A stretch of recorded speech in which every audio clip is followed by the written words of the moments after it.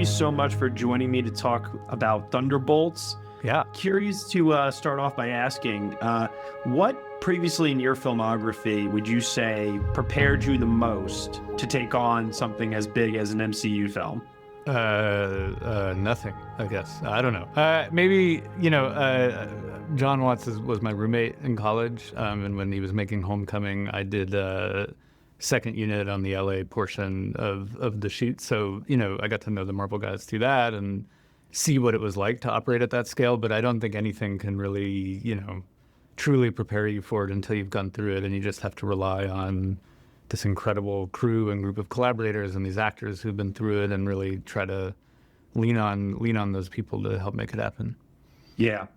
Some of the marketing for this thing, too, has been some of the most unique in the MCU, leaning heavily on a lot of the people involved, evoking this feeling of that it's an A24 project. I looked at your filmography. You've never made an A24 movie. So I was thinking to myself, is this a situation where Marvel themselves are telling you, hey, we want to do this differently? Or are you telling them, hey, I want this to feel different for audiences? Well, okay, so Beef is A24. So I have my A24 sweatshirts and things. I was thinking Netflix, that's why. No, totally. Yeah. But I will say that, look, we know this isn't an indie movie, and no, that actually came from, that was like my assistant and I made that as a joke, like during production, because I was looking around at how many, like I brought Grace from Beef and Andrew, who had done Green Knight, and all these kind of A24 kids making a Marvel movie. So we had made just the titles of that with the song as a joke. And then I showed it to Kevin and he was like, oh, this is great. This is fun. And then sent it to the marketing department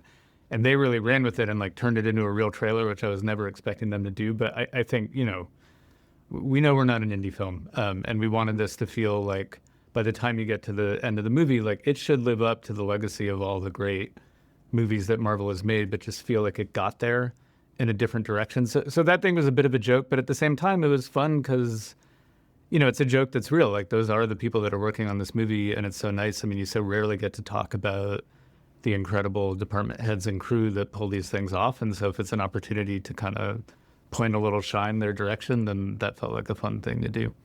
Yeah, absolutely. And the stunt work in this is a lot of practical in camera. I was amazed to see actual real car crashes for a change. Yeah. How do you feel about the fact that they recently announced that there's going to be a new stunt Oscar introduced in a couple of years? I think it's great. I mean, I think that, you got people coming to the theater to see movies like this. And I've always loved working on stunts and action. I think it really connects with, when you think of where filmmaking started, it's a train heist, right? You know what I mean? That it's such an endemic part of what movies were about and visual storytelling, and it's great that now we can tell really internal stories with great actors, that are in this movie, but it never wants to forget that it is also an action movie and that you are kind of being led through these ideas and hopefully in ways where the action sequences really come from character and are connected and don't feel like you're kind of stepping in and out of that. So, if that stuff doesn't live up to it, I mean, stunt coordinators and all the stunt people and everyone that works on these movies, they're storytellers, just like anyone else that works on these films. And I think it's really nice for them to get the recognition that they deserve. Yeah, absolutely. And I commented when I saw the film that it's some of the most darkest material that I've seen in an MCU film. You're dealing with trauma and how that impacts mental health. I'm curious to know, but fun and funny, it's a summer blockbuster, right. Yeah. But I was curious to know, was there ever a conversation, especially given the success of Deadpool and Wolverine being an R-rated Marvel film, was there ever a cut of this that was more leaning towards an R rating? And is there ever a possibility that we might see more footage that could push us there in the future? No, we never. I mean, there's honestly just not a ton on the cutting room floor. I mean, this is pretty much the movie that we set out to make. We trimmed it down a little bit, but like the first cut, I think, was just a little over 2 hours, and that's about where we ended up.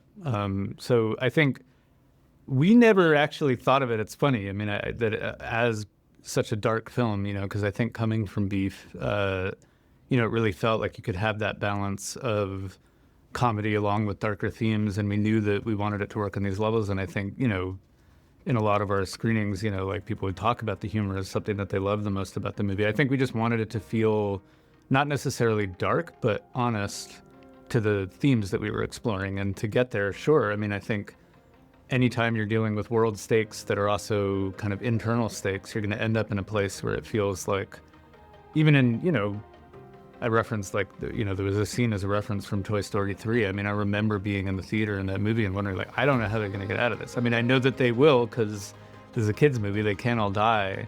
But in this moment, the stakes of all of these relationships and of this world are in play. And I think we just wanted, to make a movie that felt honest to that. And that meant we had to go to some dark places for sure, but never at the expense of humor and the fun that you expect from these films. Well, it's certainly fun. It certainly has the humor. It certainly has also those darker elements too. A lot of folks are really connecting with it, and I can't wait for the rest of the world to do so too. Jake, thank you so much for your time here. I really appreciate it. Yeah, no, thank you so much.